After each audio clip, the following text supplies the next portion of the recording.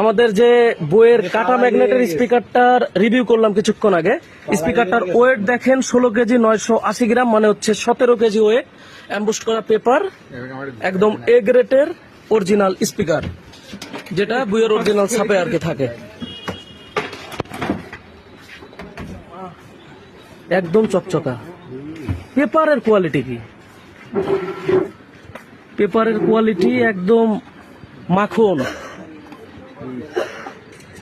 ফুল পানির ভিতরে চুবাই রাখলেও গান বাজবে। কাটা ম্যাগনেট, হ্যাঁ, পাট ম্যাগনেট, একদম এলেঙ্কি স্ক্রু দেওয়া, ম্যাগনেটটাকে ধরানোর লাগে। হ্যাঁ ইন্ডিয়ান বস রকিব ভাই, হ্যাঁ, সে নিজে এটা করতেছে, রিভিউ করতে।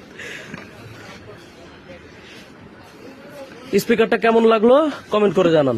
এটা কালারে ম্যাচিং আছে। আর